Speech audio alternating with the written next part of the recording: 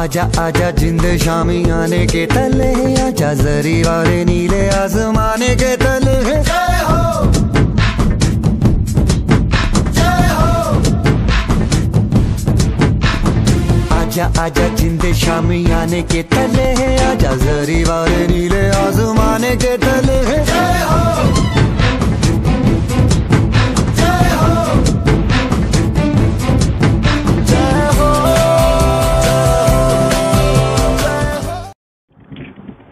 आज विद्यार्थीओ આપણે ચેપ્ટરમાં આગળ વધી ગયા લેક્ચરમાં આપણે એવી વાત કરી હતી કે પ્રકાશની હાજરીમાં પાણીનું વિયોજન. અમે ત્યાં તમને કીધું હતું ગયા લેક્ચરમાં આપણે એવી ચર્ચા કરી ગયા કે ભાઈ ફોટો સિસ્ટમ 1 અને ફોટો સિસ્ટમ 2 ભાગ લઈએ. જુદા જુદા રંજક દ્રવ્ય કણ આવેલા હોય તે પ્રકાશની જુદી જુદી તરંગ લંબાઈનું શોષણ કરે. ફોટો સિસ્ટમ 1 અને ફોટો સિસ્ટમ 2 માં આપણે વાત કરી હતી. ફોટો સિસ્ટમ 1 છે એ 700 નેનોમીટર તરંગ લંબાઈ શોષે. ફોટો સિસ્ટમ 2 છે એ 680 નેનોમીટર તરંગ લંબાઈ શોધે. આના ઉપરથી આજની 2 થિયરી આવે છોકરાઓ, ચક્રીય અને અચક્રીય ફોટોફોસ્ફોરાઇલેશન. તો પહેલા આપણે ચક્રીય ફોટોફોસ્ફોરાઇલેશન લઈ, પછી લેશું આપણે અચક્રીય ફોટોફોસ્ફોરાઇલેશન. ચક્રીય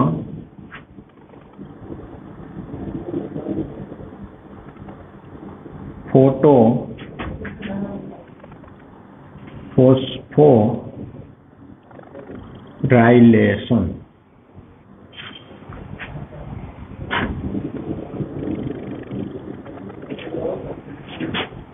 તો હવે થિયરી સ્ટાર્ટ કરી. ડાયાગ્રામ ઉપરથી આખી થિયરી તમને લોકોને યાદ રહી જશે. ચક્રીય ફોટોફોસ્ફોરાઇલેશનમાં તો કે વનસ્પતિ પ્રકાશ સંશ્લેષણ કરે તો સૂર્યપ્રકાશની જરૂર પડે. આ સૂર્યપ્રકાશ જેવો પ્રક્રિયાના કેન્દ્રમાં આવે,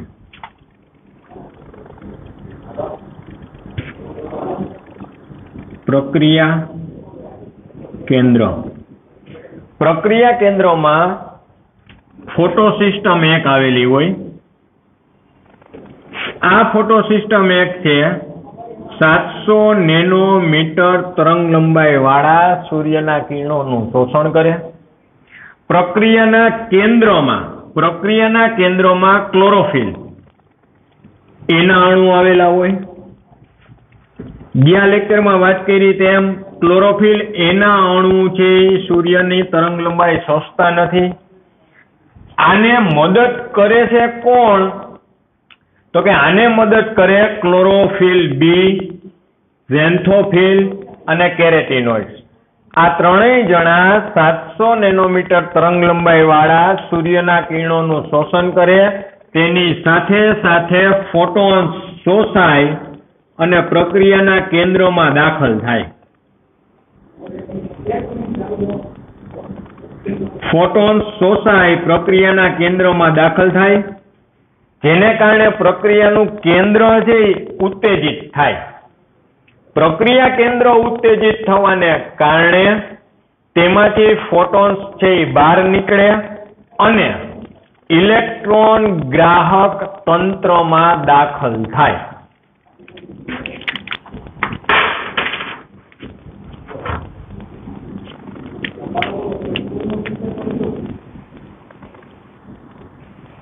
ઇલેક્ટ્રોન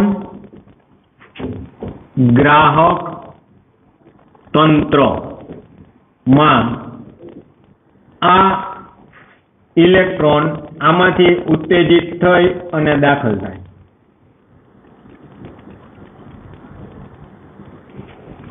ઇલેક્ટ્રોન ગ્રાહક તંત્રની અંદર ઇલેક્ટ્રોન જે કોઈ સાથે પ્રક્રિયા કરતા નથી ત્યાંથી તે વહન પામે અને બહાર નીકળે.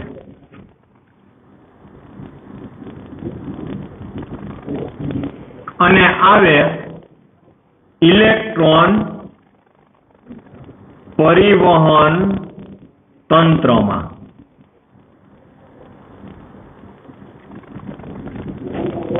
ઇલેક્ટ્રોન પરિવહન તંત્રમાં છોકરાઓ 4 તંત્ર આવેલા હોય. FD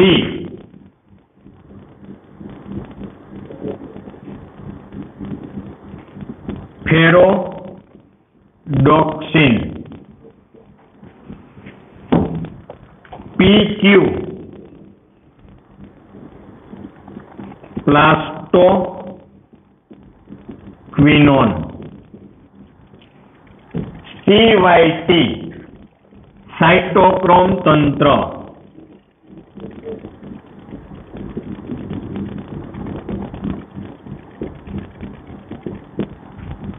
અને PC પ્લાસ્ટોસાયનિન.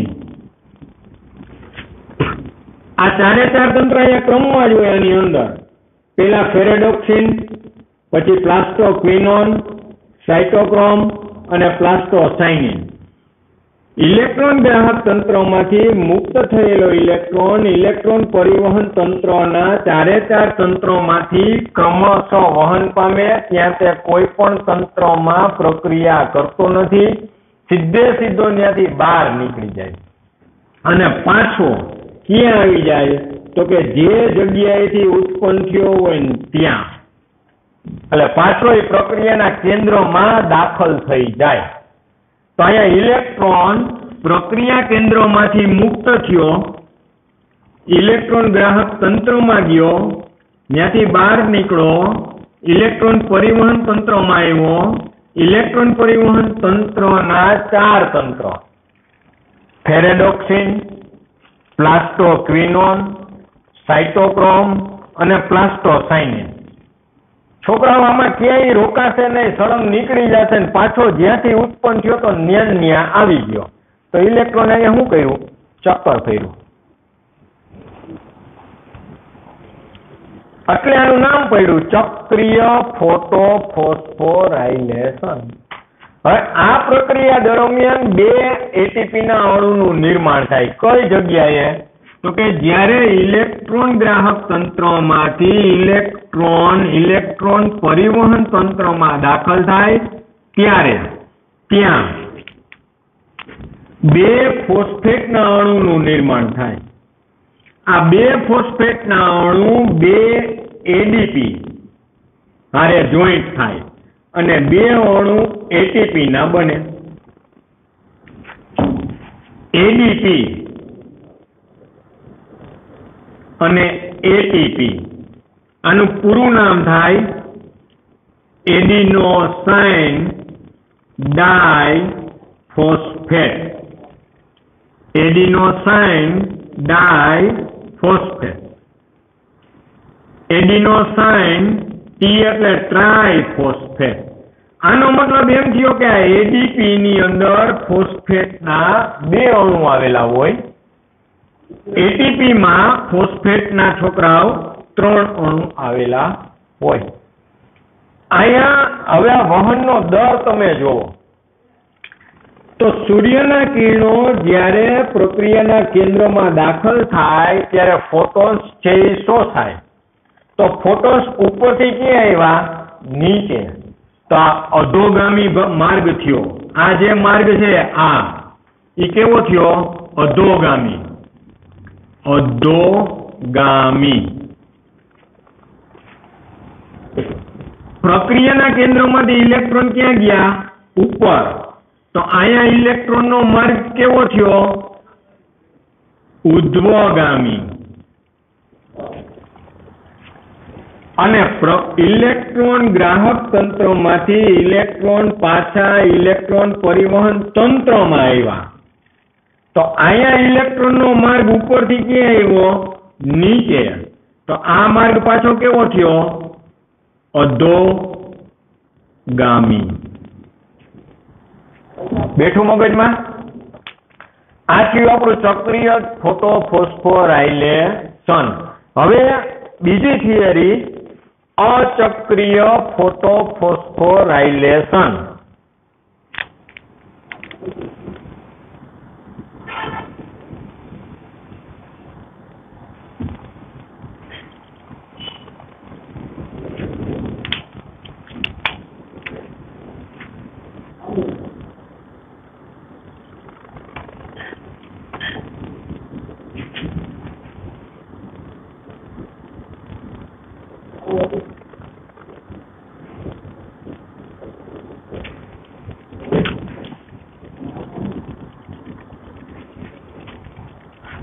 આની અંદર પ્રક્રિયાની શરૂઆત આપણે કરીએ તો સૌ પ્રથમ સૂર્યના કિરણો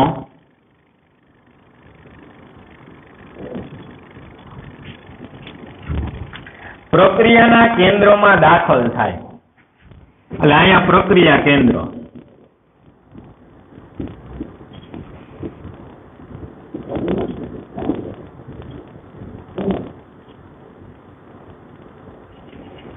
પણ અહીંયા ફોટો સિસ્ટમ 2 કાર્યરત હોય, જે 680 નેનોમીટર તરંગ લંબાઈના કિરણોનું શોષણ કરે. એના પ્રક્રિયાના કેન્દ્રના મુખ્ય ઘટક તરીકે ક્લોરોફિલ એ જ હોય. જ્યારે ક્લોરોફિલ બી, ઝેન્થોફિલ અને કેરેટિનોઇડ્સ આ ત્રણેય જણા સૂર્યના કિરણોને શોષીને આપે. લાલ વર્ણપટમાંથી વધુ માત્રામાં કિરણોનું શોષણ થાય. આ દરમિયાન પણ ફોટોન્સ શોષાય. પ્રક્રિયાના કેન્દ્રમાં રહેલા ક્લોરોફિલ એના અણુઓ છે ઉત્તેજિત થાય, જેને કારણે તે પ્રક્રિયા કેન્દ્રને ઉત્તેજિત કરે અને તેમાંથી ઇલેક્ટ્રોન ગ્રાહક તંત્ર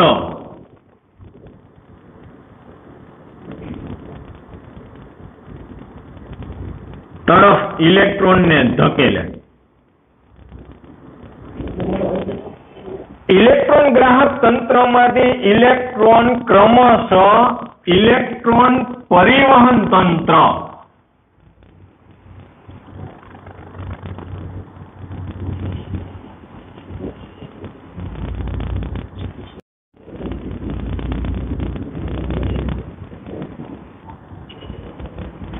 માં દાખલ થાય.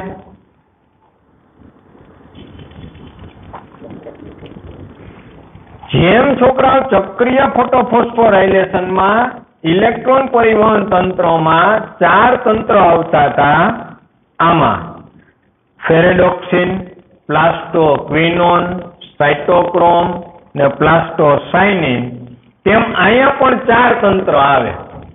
આ તંત્રમાં ક્યુ એટલે ક્વિનોન, પ્લાસ્ટોક્વિનોન, સાઇટોક્રોમ અને પ્લાસ્ટોસાયનિન. તમારે ખાલી એટલું જ યાદ રાખવાનું છે, ચક્રીય ફોટોફોસ્ફોરાયલેશન હોય તો પરિવહન તંત્રમાં પ્રથમ તંત્ર કયું હોય? ફેરેડોક્સિન. પ્લાસ્ટોક્વિનોન બીજું, સાઇટોક્રોમ ત્રીજું ને પ્લાસ્ટોસાયનિન ચોથું. રેડી? અચક્રીય ફોટોફોસ્ફોરાયલેશનમાં ખાલી એટલો જ ફેરફાર છે કે ફેરેડોક્સિનની જગ્યાએ ક્વિનોન આવે. બાકી ત્રણેયનો ક્રમ સેમ જ છે, ક્વિનોન, પ્લાસ્ટોક્વિનોન, સાઇટોક્રોમ ને પ્લાસ્ટોસાયનિન. ક્લિયર? હવે ઇલેક્ટ્રોન પરિવહન તંત્રમાં જે ઇલેક્ટ્રોન દાખલ થયા, અહીંયા જે ઇલેક્ટ્રોન આવ્યા, આ ઇલેક્ટ્રોન ક્રમશઃ નિયમ પ્રમાણે પરિવહન તંત્રમાંથી બહાર નીકળી અને ફોટો સિસ્ટમ 2 માં જવું જોઈએ, કારણ કે પ્રક્રિયાની શરૂઆત એણે કરી. પરંતુ આ ઇલેક્ટ્રોન પ્રક્રિયાના કેન્દ્રમાં આવતા નથી, તેઓ ફોટો સિસ્ટમ 1 માં વયા જાય.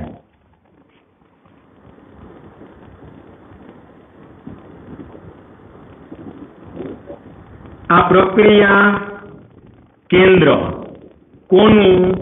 ફોટો સિસ્ટમ 1 નું. કેટલી નેનોમીટર?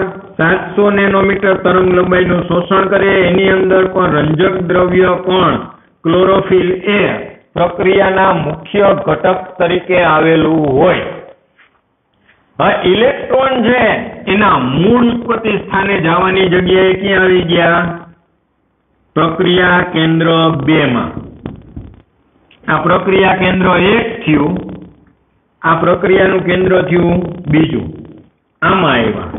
જ્યારે ઇલેક્ટ્રોન આમાં આવે ત્યારે પ્રક્રિયાનું કેન્દ્ર તો ઉત્તેજિત થાય જ, પણ સાથે સાથે પ્રક્રિયાના કેન્દ્રમાં આવેલા રંજક દ્રવ્ય કણ જેનું કામ તો કરતા જ હોય ને, ક્લોરોફિલ એ, ક્લોરોફિલ બી, ઝેન્થોફિલ, કેરેટિનોઇડ, એનું નેચરલ કામ તો કરે જ છે. કે તેઓ પણ તે જ સમયે સૂર્યના તરંગ લંબાઈનું શોષણ કરવાનું શું કરે?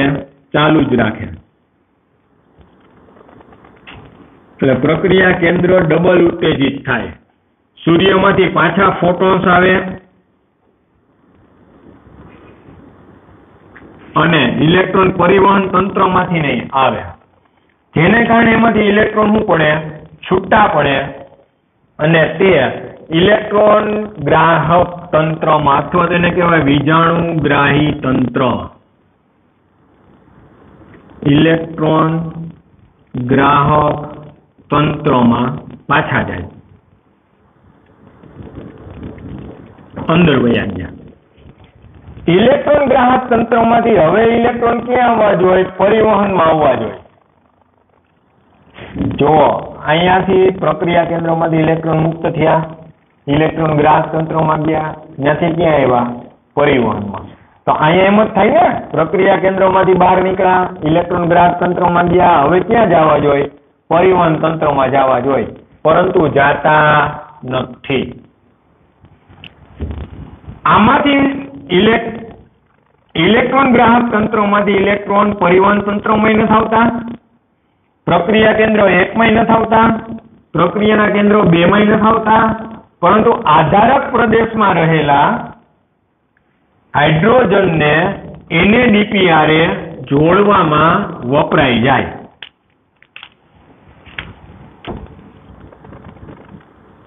અહીંયા 2 હાઇડ્રોજનના અણુ હોય આધારક પ્રદેશમાં, એ 2 NADP આરે પ્રક્રિયા કરે. નિકોટિનેમાઇડ, એડેનાઇન, ડાયન્યુક્લિયોટાઇડ, ફોસ્ફેટ. ફરીથી નિકોટિનેમાઇડ, એડેનાઇન, ડાયન્યુક્લિયોટાઇડ, ફોસ્ફેટ, જેને આપણે હાઇડ્રોજન ગ્રાહી પદાર્થ તરીકે ઓળખીએ છીએ. એક NADP 2 હાઇડ્રોજનને લે, અહીંયા 2H2, એટલે હાઇડ્રોજનના કેટલા હોય અણુ ત્યાં? તો કે 2 હોય, જેને કારણે 2 NADPH2 નું શું થાય? નિર્માણ થાય. આ ઇલેક્ટ્રોન આની ભાગીદારીમાં વપરાય જાય. ઇલેક્ટ્રોન ગ્રાહક તંત્રમાં રહેલા ઇલેક્ટ્રોન હાઇડ્રોજન અને NADP ની ભાગીદારીમાં વપરાય જાય. ક્લિયર? આ દરમિયાન અહીંયા જ્યારે ઇલેક્ટ્રોન આમાં આવે છે ત્યારે માત્ર એક જ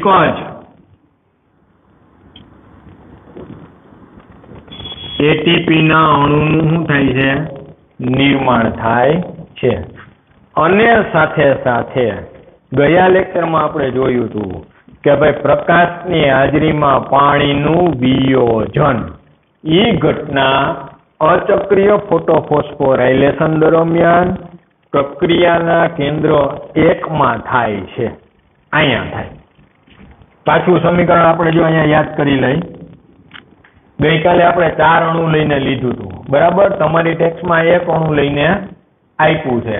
આપણે 4 વાળું જ યાદ રાખો. 4 વાળું આવડે એટલે 1 વાળું તો આવડવાનું જ છે, સ્વાભાવિક વસ્તુ છે. કારણ કે નીટ લેવલે જ્યારે એક્ઝામમાં ક્વેશ્ચન આવે છે ત્યારે MCQ 4 અણુને લઈને પૂછે છે. 1 વાળી તો તમારી ટેક્સ્ટમાં આપી જ છે, એમાં કાંઈ છે જ નહીં, પાણીનો અણુ છે, 2 ઇલેક્ટ્રોન છૂટા પડે અને 2 હાઇડ્રોજન ને 1 ઓક્સિજન નો અણુ છૂટો પડે. એ તો સામાન્ય એટલે પાણીનો અણુ હોય, દાખલા તરીકે એકવાળું તમારે જોવું હોય તો હું તમને લખી દઉં કે આ H2O છે. ઇલેક્ટ્રોન છૂટા પડે, H2 છૂટો પડે અને 1 ઓક્સિજનનો અણુ છૂટો પડે. આ એકવાળું થયું. પણ આને યાદ રાખવાની કોઈ એવી ખાસ જરૂર છે નહીં. Electron hydrogen sorry 2 electron ready. આપણે 4 વાળું યાદ રાખો. આ સાઈડમાં આપણે લખી રાખીએ 4 વાળું અહીંયા લખી નાખીએ. અહીંયા તો કે 4 H2O. આની ઉપર પ્રકાશ આપાત થાય.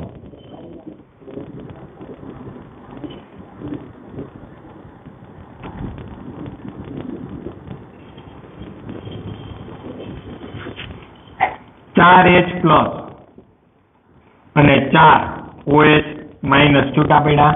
હવે જે આ 4 H પ્લસ છે એ અહીંયા આવ્યા. જોવો છોકરો, આ જે 4 છૂટા પડ્યા હાઇડ્રોજન, એ તમને એમ નહીં હાઇડ્રોજન ક્યાંથી આવ્યો? તો પ્રક્રિયાના કેન્દ્રોમાંથી મુક્ત થયા આધારક પ્રદેશમાં. એટલે હરિતકણનો જે આધારક પ્રદેશ છે ત્યાં હાઇડ્રોજન હોય. આધારક પ્રદેશની અંદર હાઇડ્રોજન છૂટા પડે અને આધારક પ્રદેશની અંદર પહેલેથી NADP આવેલા હોય. આ NADP હાઇડ્રોજન H2 હારે જોડાય. હવે 4 H છે તમારી પાસે, તો તમારે કેટલા જોઈએ NADP? 2. રેડી? એટલે આ અહીંથી બન્યું. આ સમીકરણ બનવા પાછળનું કારણ આ પાણીનું પ્રકાશની હાજરીમાં વિયોજન થયું એટલે આ ઘટના થઈ. એટલે આ સીધા જોડાઈ જાય કોની હારે? 2 NADP આરે અને બની જશે 2 NADP H2. હાલો ઉપરનો વહીવટ પૂરો. આને આપણે સ્વરૂપ બદલાવી, બંધારણ નથી ફેરવતા, ખાલી એનું સ્વરૂપ ફેરવીએ છીએ. 2H2O2.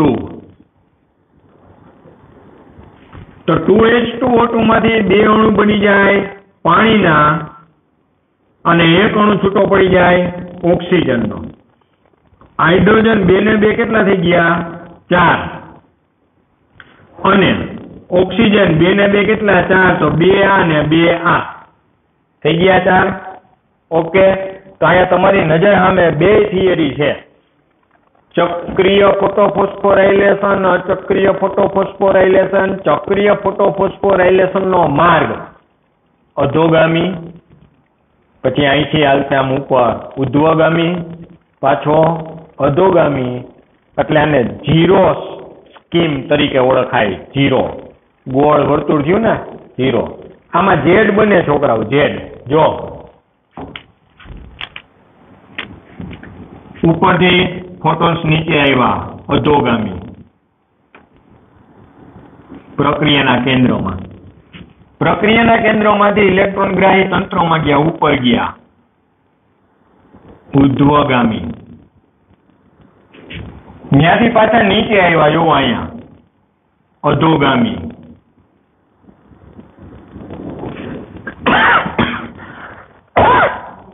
અને અહીંથી પાછા ક્યાં ગયા? ઉપર, તો ઉધ્વગામી. એટલે આનું બીજું નામ આપવામાં આવ્યું ઝેડ સ્કીમ. ઝેડ બને, ઝેડ. સીધો ઝેડ નથી બનતો. અહીંથી આમ ચાલુ કરો, થઈ ગયો. જ્યાં દોરી દો. અહીંથી આમ આવ્યા, અહીંથી ઉપર ગયા, ત્યાંથી પાછા આમ આવ્યા,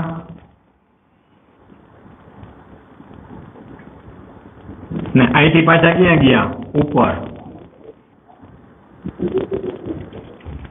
ઓમ જોવો તો ડબલ્યુ થાય ને આડું કરો તો ઝેડ થાય. ટેક્સ્ટમાં ઝેડ લખ્યો છે, દોરવામાં ડબલ્યુ થશે. એટલે આપણે આપણી રીતે કઈ બુદ્ધિ મારવાની નથી કે સાહેબ અમે હવે ABCD માં ડબલ્યુ આવે, મને ખબર, તમને ખબર, પણ ટેક્સ્ટમાં લખ્યું છે નહીં, લખવું પડે. નો લખી તો માર્ક નો દે. તો આપણે ક્યાં ઝેડ નથી? તમે સમજી ગયા કે ઝેડ કેમ થયો? તો કે આમ આવ્યા, ઉપર ગયા, આમ આવ્યું, પાછું ઉપર આવેલું, એમ થયો ઝેડ. આને વચમાં ક્યાંય ઘુસાડતા નહીં. આપણે કોઈ જાતનું સંશોધન અત્યારે કરવા નથી થતું, સંશોધન કરવા વાળાએ કરી લીધું છે. આપણે એ સમજવાનું છે, સારા માર્ક લેવાના છે ને આગળ અભ્યાસમાં વધવાનું છે. ક્લિયર? બે થિયરીના ચાર્ટ મેં તમારી સામે એટલા માટે જ મૂક્યા જેથી કરીને તમે બે કમ્પેરિઝન મસ્ત રીતે થઈ શકે. હવે ટેક્સ્ટમાં જ્યારે તમે આ થિયરી આખી જોશો એટલે તમને આઈડિયા આવશે. એમાં આખું વર્ણન છે ને મિક્સ કરી નાખ્યું છે. ટેક્સ્ટમાં પેલા થિયરી આપી છે કઈ અચક્રીય. એ તો ટેક્સ્ટમાં તમે જ્યારે જોશો 212 નંબરના પેજ ઉપર આપેલ છે એ આખી થિયરી છે એ અચક્રીયની છે, અને સામે 13 ઉપર છે એ આખી કઈ છે ચક્રીયની છે. પાછું વર્ણન આડાહવડું છે. એટલે ખાસ ટેક્સ્ટ જ્યારે તમે રિફર કરતા હોય ત્યારે શાંતિથી એ વાંચજો અને ચાર્ટ સરખાવશો ત્યારે તમને આઈડિયા આવશે કે આ બેયમાં તફાવત છે. લખાણ આડાહવડું છે. હવે ગઈકાલે આપણે આ જ લઈ લીધું પાણીનું પ્રકાશની હાજરીમાં વિયોજન વાળી વાત. એ થિયરી આપી છે પછી આપણે ગઈકાલે લઈ લીધી જેથી કરીને અહીંયા સીધું મારે મૂકી શકાય ને તમને સમજાય કે આ બે NaDPH2 બન્યા ક્યાંથી. તો એ અહીંથી બન્યા, પાણીનું વિભાજન થઈને બન્યા. રેડી? આખી થિયરી પાછી એકવાર હું રિપીટ કરી દઉં. બે તમને ચક્રીય અને અચક્રીય. ચક્રીય ફોટોફોસ્ફોરાયલેશન. સૌપ્રથમ સૂર્યના 700 નેનોમીટર તરંગ લંબાઈ વાળા કિરણોનું શોષણ પ્રક્રિયા કેન્દ્રમાં ફોટોસિસ્ટમ 1 ના રંજક દ્રવ્ય કણ દ્વારા થાય, જેને કારણે પ્રક્રિયા કેન્દ્ર ઉત્તેજિત થાય. તેમાંથી મુક્ત થયેલા ઇલેક્ટ્રોન ગ્રાહક તંત્રમાં દાખલ થાય. ત્યાં તે કોઈ પ્રક્રિયા કરતા નથી, ત્યાંથી બહાર નીકળે અને ઇલેક્ટ્રોન પરિવહન તંત્રમાં દાખલ થાય. ઇલેક્ટ્રોન પરિવહન તંત્રમાં 4 તંત્ર આવેલા હોય: ફેરેડોક્સિન, પ્લાસ્ટોક્વિનોન, સાયટોક્રોમ, પ્લાસ્ટોસાઇન. એક પણ તંત્રમાં ઇલેક્ટ્રોન રોકાતો નથી અને મૂળ પાછો પ્રક્રિયાના કેન્દ્રમાં આવી જાય છે. તેથી આને ચક્રીય ફોટોફોસ્ફોરાયલેશન કહે છે. ઇલેક્ટ્રોન ગ્રાહકમાંથી ઇલેક્ટ્રોન પરિવહન તંત્રમાં ઇલેક્ટ્રોનનું જ્યારે વહન થાય, ઇલેક્ટ્રોન ગ્રાહકમાંથી ઇલેક્ટ્રોન પરિવહન તંત્રમાં જ્યારે ઇલેક્ટ્રોનનું વહન થાય ત્યારે ત્યાં બે અણુ ATP ના બને છે. ક્લિયર? આમાં વહનનો દર તો કે સૂર્યમાંથી પ્રક્રિયાના કેન્દ્રમાં અધોગામી, પ્રક્રિયા કેન્દ્રમાંથી ઇલેક્ટ્રોન ગ્રાહક તંત્રમાં ઉર્ધ્વગામી, ઇલેક્ટ્રોન ગ્રાહક તંત્રમાંથી ઇલેક્ટ્રોન પરિવહન તંત્રમાં અધોગામી. ક્લિયર? અહીંયા અચક્રીય ફોટોફોસ્ફોરાયલેશન તો કે સૂર્યના 680 નેનોમીટર તરંગ લંબાઈ વાળા પ્રકાશનું સૌ પ્રથમ પ્રક્રિયાના કેન્દ્રમાં ફોટોસિસ્ટમ 1 માં આવેલા રંજક દ્રવ્ય કણ દ્વારા થાય. ત્યાં દાખલ થાય, જેને કારણે પ્રક્રિયા કેન્દ્ર ઉત્તેજિત થાય, ઇલેક્ટ્રોન મુક્ત થાય. મુક્ત થયેલા ઇલેક્ટ્રોન ગ્રાહક તંત્રમાં જાય. ત્યાં ઇલેક્ટ્રોન પ્રક્રિયા કરતા નથી, ત્યાંથી તે ઇલેક્ટ્રોન પરિવહન તંત્રમાં આવે. ઇલેક્ટ્રોન પરિવહન તંત્રની અંદર 4 તંત્ર આવેલા છે: ક્વિનોન, બીજા ક્રમે પ્લાસ્ટોક્વિનોન, ત્રીજા ક્રમે સાયટોક્રોમ, ચોથા ક્રમે પ્લાસ્ટોસાઇન.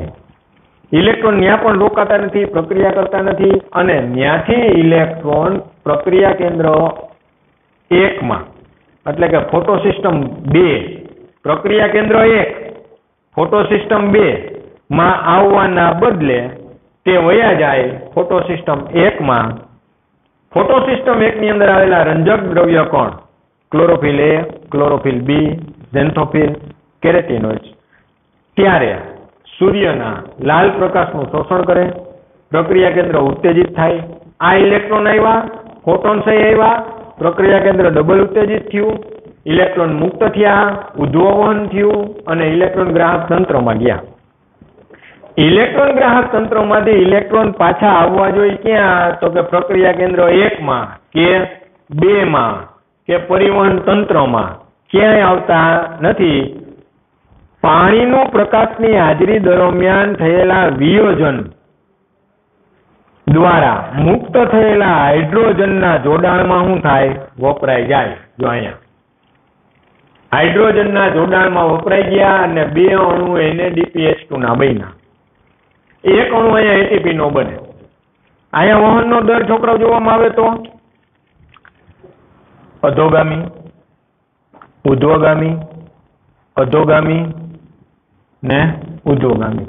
એટલે આને Z સ્કીમ તરીકે પણ ઓળખવામાં આવે. અહીંયા છોકરાઓમાં 2 થિયરી પૂરી થાય.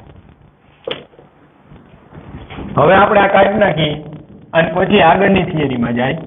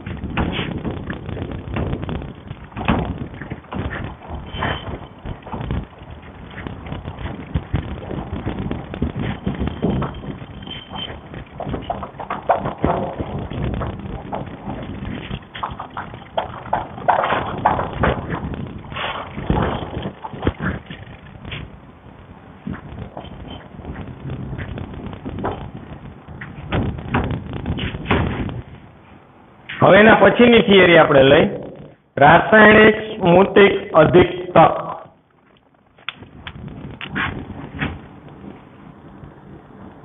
રાસાયણિક સ્મૃતિ અધિકતક જેને ક્રેમિયોસ્મોટિક પરિકલ્પના તરીકે પણ ઓળખવામાં આવે. ક્રેમિયોસ્મોટિક પરિકલ્પના તરીકે પણ ઓળખવામાં આવે. હવે આ થિયરી શું કહે છે? તો હરિતકણની આપણે આકૃતિ તેની દોરી હતી છોકરાઓ કે આ રીતના હરિતકણ આવેલું હોય, રફલી આપણે જોઈ લઈ. એની અંદર આ થાઇલેકોઇડ હોય.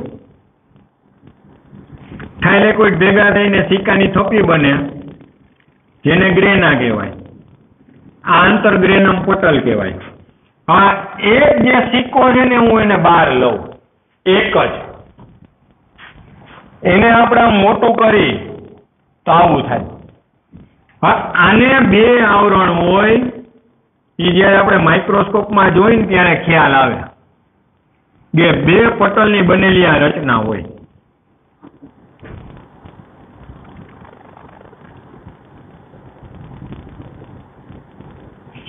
આ કોણ છે?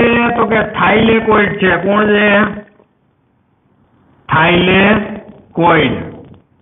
સિક્કો, એક સિક્કો છે જેને આપણે મોટો કર્યો છે. તો આ હરિતકણનું શું હોય છોકરાઓ? આધારક. તો આ બધું અત્યારે શું થઈ ગયું? આધારક થઈ ગયું. ફરીથી સમજો, આ આખે આખું હરિતકણ છે. આ એક સિક્કો છે એ થાઇલેકોઇડ છે, થપ્પી થઈ છે એ ગ્રેના છે. એમાંથી આપણે એક સિક્કાને બહાર લીધો તો સિક્કાની આ બાજુ બધું શું છે? આધારક છે. તો આ બધું આધારક થયું. એટલે ટૂંકમાં અત્યારે તમારો આખો આ બોર્ડ છે ને એ આધારક છે. પણ કોનું? તો કે હરિતકણનું.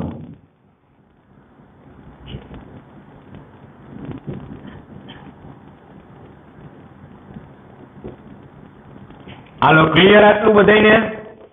હવે આમાં આપણે અચક્રીય ફોટોફોસ્ફોરાયલેશન બેહાડી.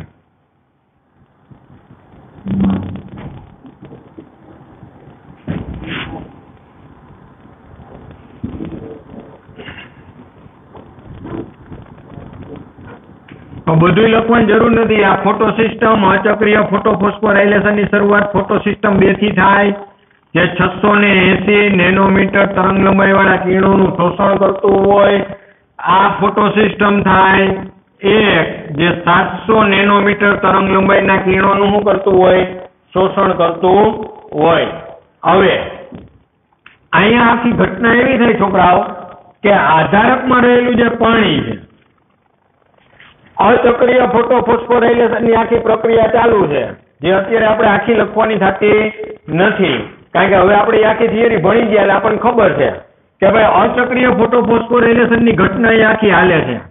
તે દરમિયાન પાણીના અણુનું વિભાજન થાય. મુક્ત થયેલા પાણીના અણુઓ છે એ સતત ને સતત થી થાઇલેકોઇડના અંદરના ભાગમાં ઉત્પન્ન થાય, અંદર ઉત્પન્ન થતા રહીએ. આનું વિભાજન થાય છે. પ્રકાશ પ્રેરિત વિભાજન થવાનું ચાલુ છે, જેને કારણે અંદરના ભાગમાં હાઇડ્રોજન શું થાય, સંખ્યા વધતી જાય. અહીંયા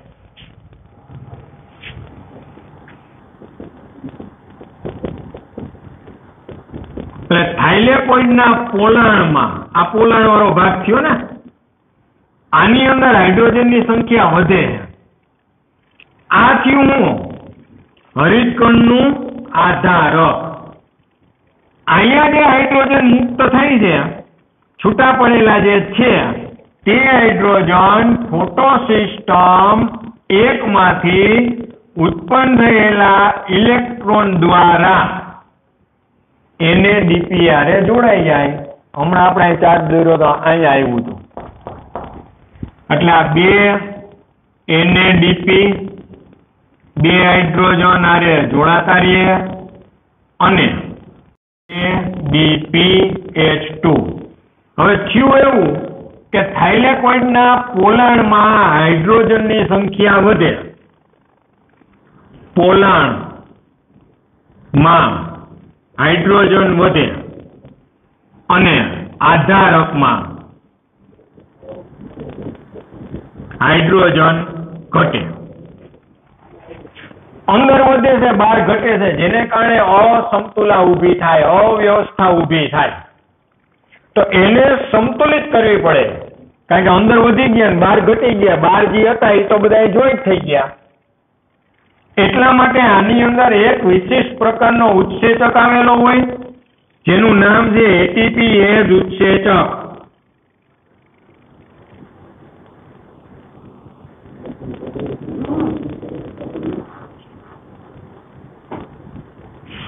આ ATPase ઉત્સેચક બે પેટા એકમનો બનેલો હોય. એક આ નાનો ઘટક જેને F0 કહેવાય, આ મોટો ઘટક જેને F1 કહેવાય. આ F0 છે એ આ બેવડા પળમાં અંશત ખૂંચેલો હોય, જો અડધો ખૂંચેલો હોય, F0 ને F1. કોણ છે આ બે? તો કે ATPase ઉત્સેચક ના ઘટકો. આ બે એના ઘટકો છે. F0 પટલમાં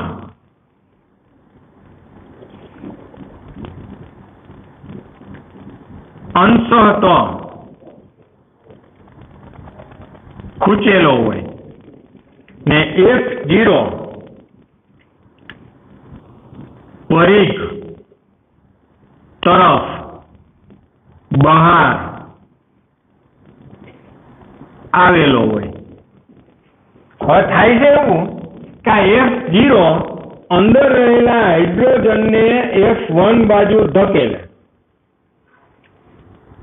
F1 હાઇડ્રોજનને અને ઇલેક્ટ્રોન્સને અંદરથી બહારની બાજુ ધકેલે ત્યારે ત્યાં થોડીક માત્રામાં ફોસ્ફેટના અણુ ઉત્પન્ન થાય, ADPR જોઈન્ટ થાય, ATPના અણુનું નિર્માણ થાય ને આ ATPનો અણુ પ્રક્રિયા દરમિયાન પાછો વપરાઈ જાય. એટલે આ ATPના અણુનો સંગ્રહ થતો નથી, કારણ કે આ પ્રક્રિયા થતી હોય ત્યારે એને ઉર્જાની જરૂર પડે, શક્તિની જરૂર પડે. તો એ ઉર્જા પ્રક્રિયામાં ઉત્પન્ન થયેલી ઉર્જાનો જ ઉપયોગ થઈ જાય.